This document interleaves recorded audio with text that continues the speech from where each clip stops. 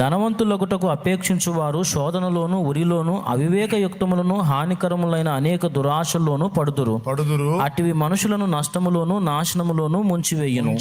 ఎందుకనగా ధనాపేక్ష సమస్తమైన కీడులకు మూలము. కొందరు దాన్ని ఆశించి విశ్వాసం నుండి తొలగిపోయి నానా బాధలతో తమ్మును తామే పొడుచుకునిది. అది లెక్క. ఈ తమ్మును తామే పొడుచుకొనిది అనేది ఒకటి తీసుకోండి.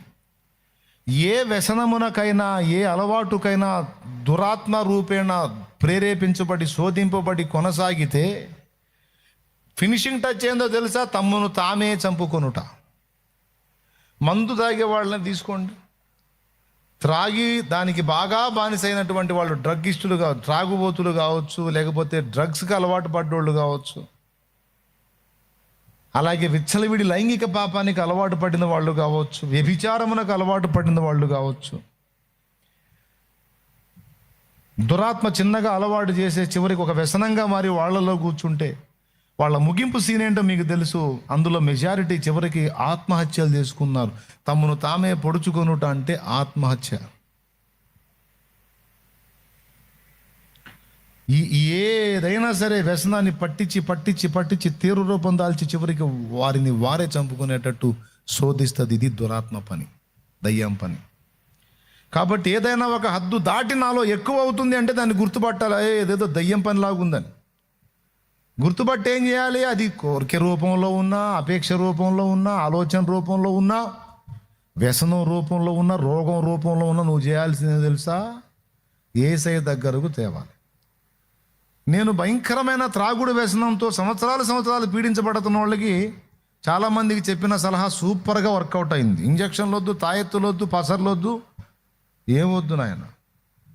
3 దినాలు ఉపవాసం ఉండి 3 రోజులు పూర్తిగా ఉండలేకపోతే కనీసం ఉదయం నుంచి సాయంత్రం 3 వరకైనా, మధ్యాహ్నం 3 వరకైనా ఉండి ఆ తర్వాత తిని ఇట్లా 3 రోజులు చేయి.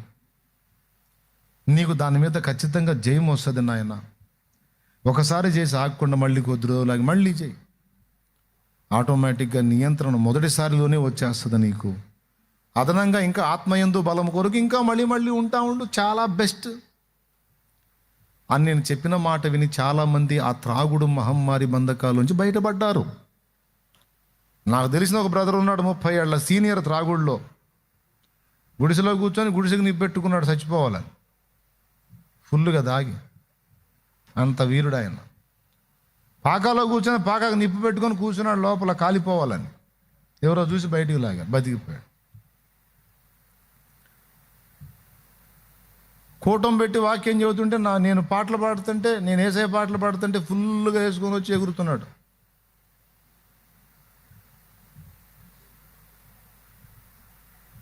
సరే, నాకు అదొక శోధనగా ఉండింది.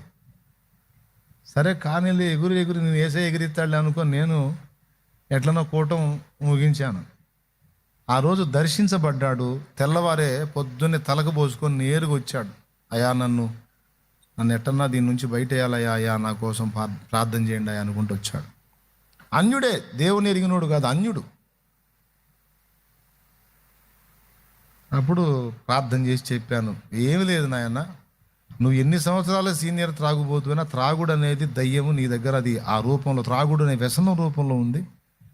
అది పోయిద్ది. అసలు యేసయ్య దగ్గరికి వచ్చి అసలు వెళ్ళిపోయిద్ది అది. అయినా ఒక 3 దినములు ఉపవాసం ఉండు, ప్రార్థన చేద్దాం. 3 రోజులు ఉండలేనంటావా? ప్రతిరోజు 3 వరకు ఉండు, ప్రార్థన చేసుకో. మందిరం వదిలిపెట్టి వెళ్ళవాకు. మజ్జిగ, మంచినీళ్ళు తాగు, కాస్త ద్రవ పదార్థం ఉంటుంది లోపల. ఆహారంగా ఏమి తినకు, కాస్త ఫాస్టింగ్ ఉండాయి. ఒక 3 days ఉండని చెప్పాను. ఉన్నాడు పాపం మహారాజు ఉన్నాడు. దేవుని మహాకృపను బట్టి 30 ఏళ్లుగా తనను పీడించినటువంటి ఆ త్రాగుడనే దయ్యం వదిలిపోయిందంటే.